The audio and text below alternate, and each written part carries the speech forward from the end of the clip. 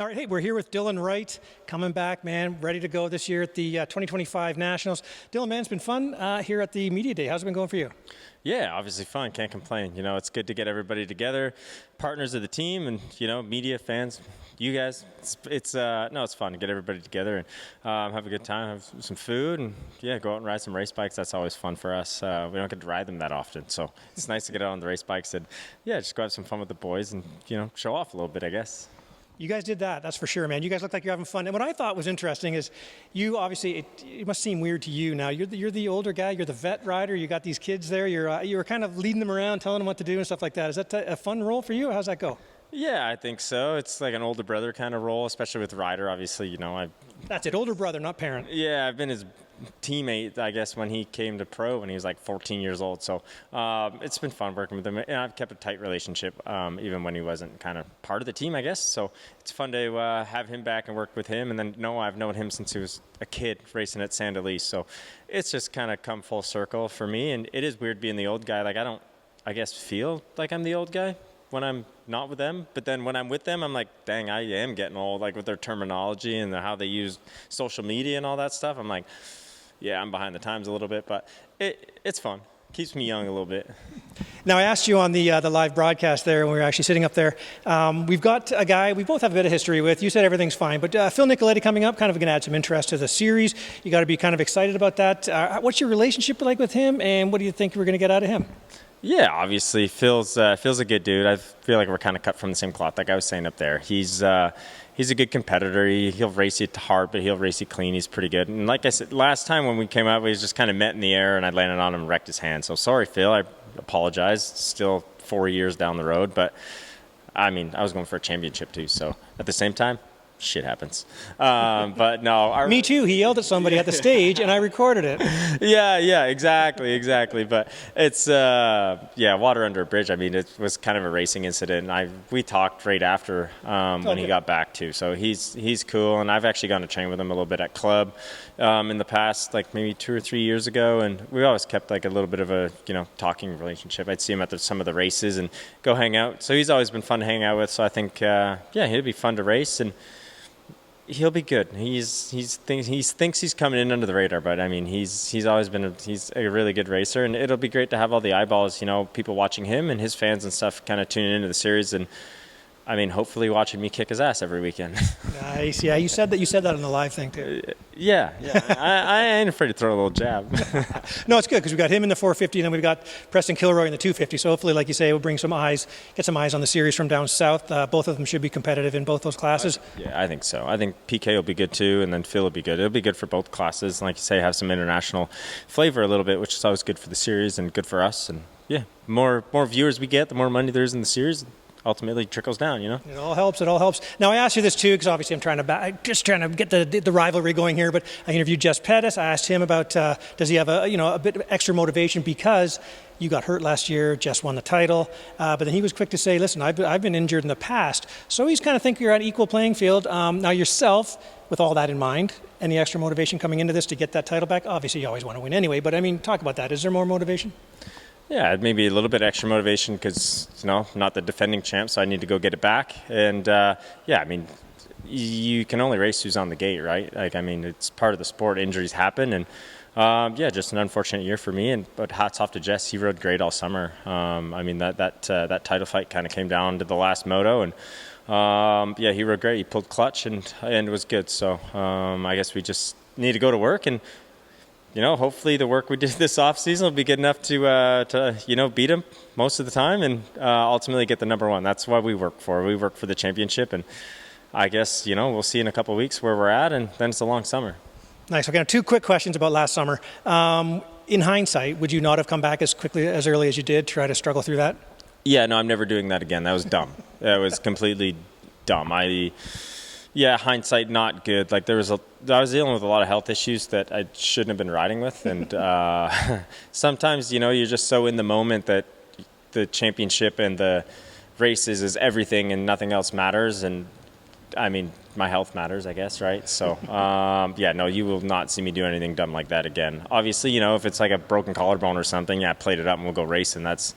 But we're dealing with some more serious stuff than that. Like, I can deal with some pain, but when it gets dangerous, I think we got to know when to pull the plug. And obviously the guys at Honda were super cool too. Like, when they seen that I was struggling really bad, they were cool, and they kind of called me and said, hey, you've done a lot for us in the past. It's cool to like just take a breather, come back whenever you feel ready. So that was cool, and that just kind of brings you to like our partnership, like my partnership with Honda for the past almost a decade now, and we have a good relationship there, and it's just respect on both ends. Like, you pay me to do a job, and I'm trying to do it, but I mean, sometimes you got to know when to throw in the towel.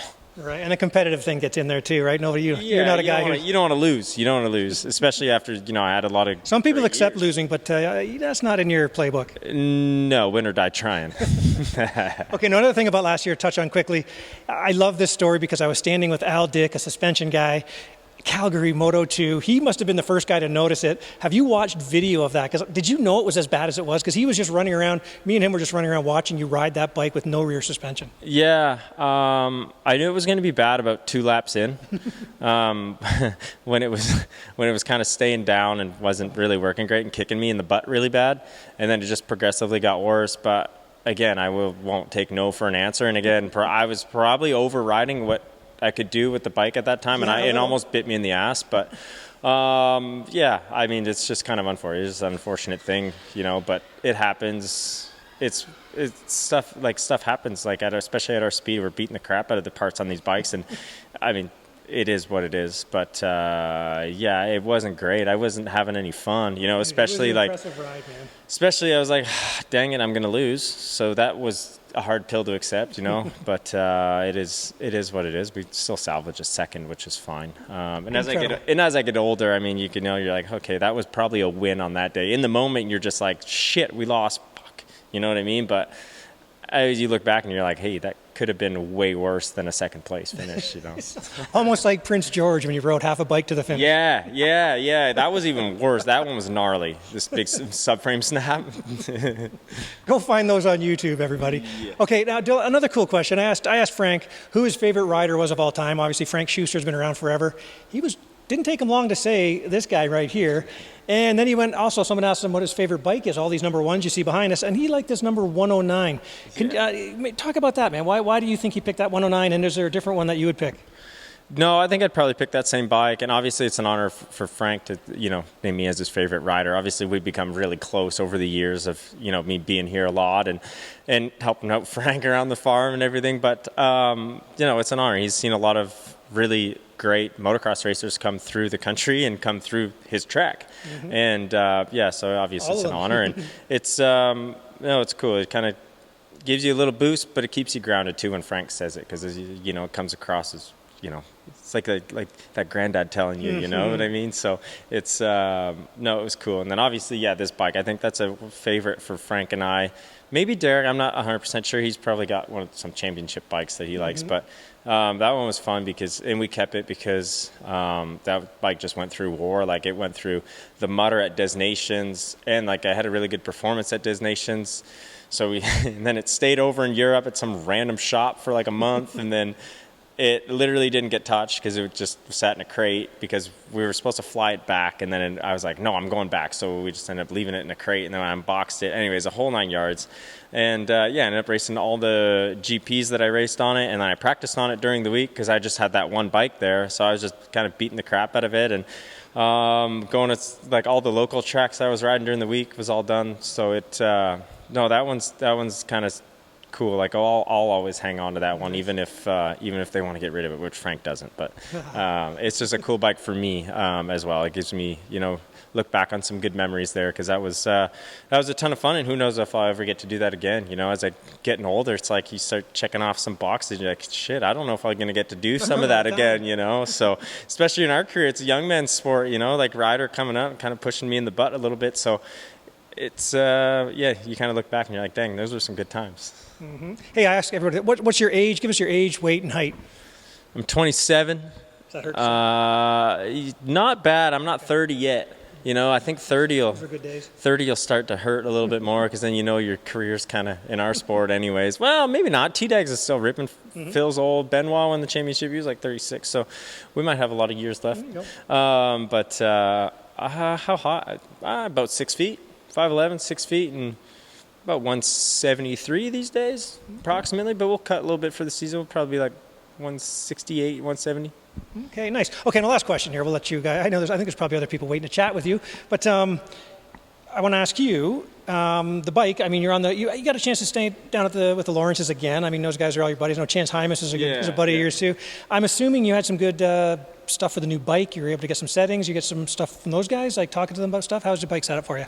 Yeah, really good. I learned a lot about the bike this off season. I was able to do some testing on the HRC bike too, which was cool. So I was able to learn some directions that we wanted to go with the bike up here, and a few things that I liked. I was like, oh, okay, my bike's actually pretty good in this department, and hey, we can improve here. So that was awesome, and kind of worked out some quirks with the new frame, the kind of direction that they've been going. So that was like a help. I was helping them, but it was also kind of a help for me, and kept time off my bike because I was beating the crap out of their bikes. So it ended up being fun, and yeah, like you say, I'm buddies with those guys. So if anything I can do to help them, because obviously they were hurt, which isn't an ideal scenario, so anything I can do to help them and on their journey to try and win the U.S. title, makes me happy, and I'll put the long hours in if I can help some buddies. I think that's what friends are for, right? Awesome. Now, speaking of friends, sorry, I lied. One more easy question. Staying down there, I got to ask you, how's your golf game? Yeah, no, non-existent. They go play golf, and I'm like, I'm gonna go cycle or do something. I don't even golf. go? I don't golf. No, I don't go to the golf. Well, okay, I'll go to the golf. I probably shouldn't say that, but I'll go to golf and have the beer in the golf cart. That's the only type of golf I'm doing. I'll watch them. They're all about their swing and stuff, and I don't get it. I'm not a golfer. No, never going to be? No, I don't enjoy it. I enjoy driving the golf cart and being kind of an idiot in the golf cart, but I don't like it. But I mean, hats off to anybody who can swing a golf club. It's not for me. All right, well, I'm looking forward to the charity golf tournament we'll try to put together this summer. Yeah, don't be anybody, not my teammate. I do play golf-ish. I'll swing the club, hit the ball, but I bring a bucket of balls and I just throw a ball in, and that's where I'm shooting from, I just don't like being not good at something. Do you remember, was it James that did it? James Lissamore, who's here, obviously taking the photos for the team.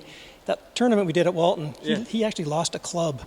Not a ball, a club. That's okay. I was actually playing golf. I think it was Colton's birthday or something when he was still racing, and we all went to the local golf club in Tilsonburg. And there's this big shot over like a big ravine type thing, but like it's probably like 100 yards to get it over. 100 yards far? Yeah, 100 yards is pretty far. No, not in golf. But... Well, for me it's far. And I was swinging it, and I'm trying to get it over this thing, and I probably took 6 or 7 shots, and some old lad, country club guy comes over, and he looks at all the other guys, Colt and Dig and Justin Petker and everybody at the time, and says, hey, fellas, you might be better off to get him a tennis racket. So that's how good my golf game is. I got to see the swing. I got to see that one of these days. Okay, that's been fun having a little chat with you, man. Going to be fun having you come into the season healthy. Obviously, no place to go but up for this year for sure, man. It's going to be fun. Thanks for chatting, and good luck. Any gate drops before the Calgary? Yeah, I did the Gopher AMO race, and I know there's Sandali this weekend coming up. I don't know when this will be posted, but trying to do either that one or the Quebec Provincial, because the Quebec guys have been bugging me to do that. So I'm trying to spread some love around a little bit, but the problem is I have ECU. Chance's dad's actually flying in to come help me do some ECU testing, because he's really good at the tuning. So he's flying in on Sunday night, so I'm like, it's going to be tight, so I don't know yet. I got to try and figure out some scheduling stuff to make it happen. But I'd like to get another couple gate jobs, whether it's in Ottawa or in Quebec City. We'll see. Okay, awesome. Well, keep an eye out for him. Maybe he'll show up. Keep checking those entry lists, and we'll check it out. Otherwise, we'll see you at round 1 in Calgary. Thanks for the chat, and good luck. Awesome. Thanks, Billy. I'm going to cut this out. I would think so. Oh, now it's an outtake. Yeah.